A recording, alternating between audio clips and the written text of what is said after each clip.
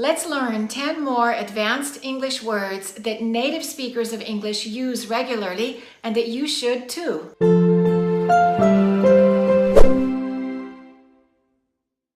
This is video number 10. After you watch this video, you will have learned 100 advanced English words, and the next video will be a test. Let's get started. All of these words are adjectives. Number 1, unanimous. Unanimous. Unanimous means everybody has the same opinion. Everybody in the group agrees. Don't confuse this word with anonymous. They sound similar. Number 2, secular. Secular. Secular means having no connection with religion. For example, a government can be either religious or secular, a school also, or any other kind of organization. And some people have a secular worldview. Number 3, sedentary. Sedentary. Sedentary means sitting down a lot and not being physically active. Number 4, lucrative.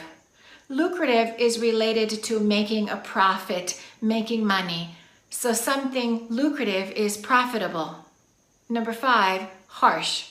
Harsh can be too strong or too angry or not very kind, and often it's with the language that you use. If you use strong language, you can use harsh language and you can hurt people. Number 6, fleeting.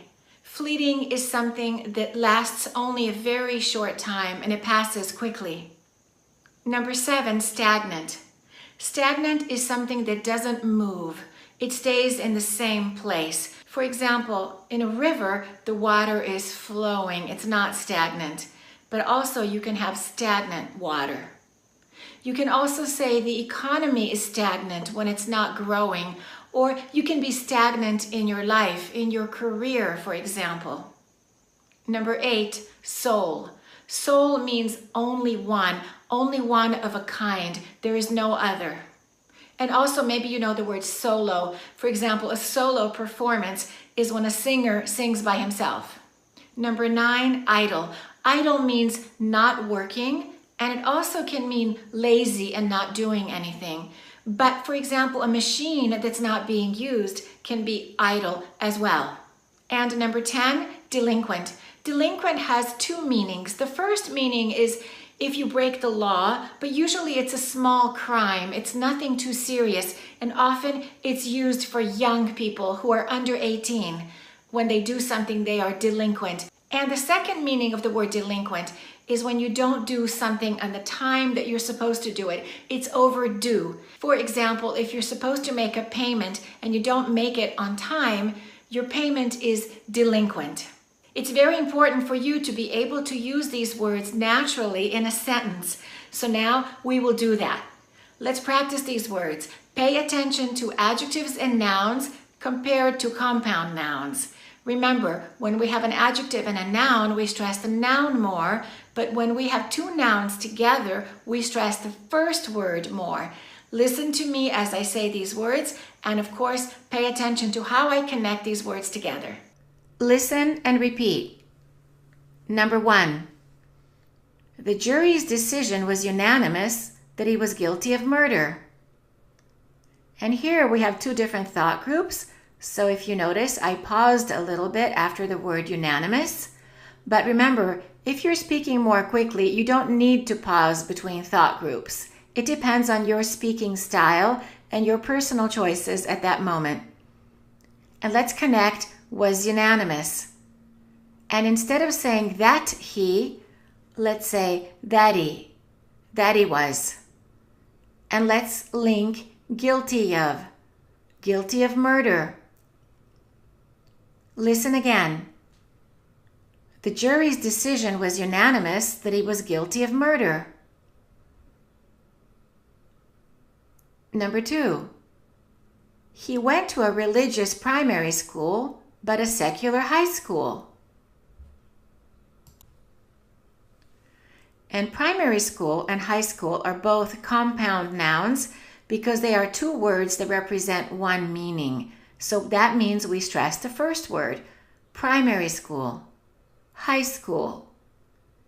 And then let's connect but-a and let's say bara. Listen again. He went to a religious primary school, but a secular high school. Number 3. The doctor advised him to change his unhealthy sedentary lifestyle. And let's link advised him. We eliminate the H. Advised him. And same thing for change his. We say changes. And let's connect his unhealthy. Change is unhealthy.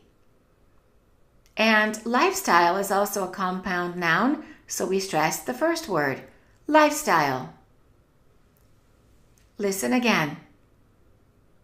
The doctor advised him to change his unhealthy sedentary lifestyle. Number 4. A true entrepreneur is always looking for lucrative business ideas. Business ideas is a compound noun, so we stress the first word and make sure you pronounce it as one word. Business ideas. Lucrative business ideas. And let's connect entrepreneur is always. Listen again. A true entrepreneur is always looking for lucrative business ideas. Number 5. His harsh words made the child cry. And made the, if you notice, I didn't pronounce that D very strongly. I didn't say made the, I said made the, because the D and the TH are very similar with the tongue position, so it's difficult to say made the. Listen again. His harsh words made the child cry.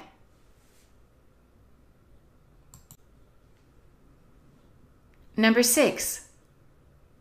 The little boy had a fleeting interest in taking karate classes. And little boy is an adjective plus noun, so we stress boy. However, karate classes is a compound noun, so we stress karate. Karate classes. And remember, we don't say karate, we say karate. Listen again. The little boy had a fleeting interest in taking karate classes. Number 7. The politician promised to fix the stagnant economy.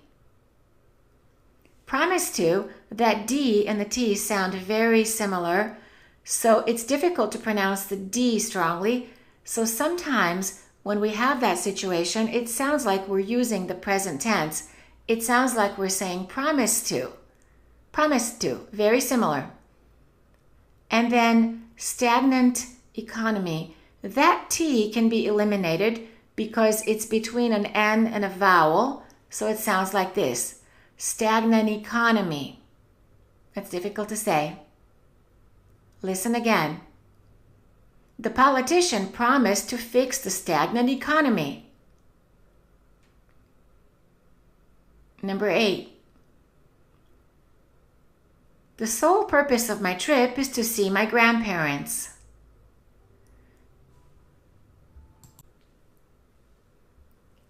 Let's link purpose and of and say purpose of. And grandparents is a compound noun, so let's stress the first word. To see my grandparents. And if you want to pause after trip, you can do that. Listen again. The sole purpose of my trip is to see my grandparents. Or, if you want to say it more quickly, then we don't have to pause, and it sounds like this. The sole purpose of my trip is to see my grandparents. Number 9. The workers were idle while the equipment was being repaired. And let's connect were idle. And let's also connect the equipment. And here we don't say the equipment because equipment begins with the vowel sound, the equipment. And we can pause after the word idle. Listen again. The workers were idle while the equipment was being repaired. And number 10, they lost their home because of their delinquent mortgage payments. And let's pause after home and let's connect because of. And mortgage payments is a compound noun.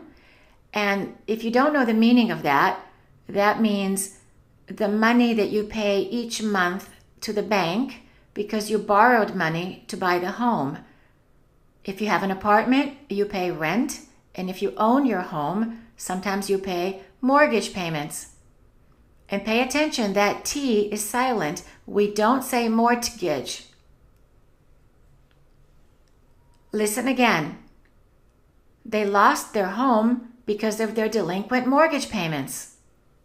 Congratulations, you have now learned 100 advanced English words.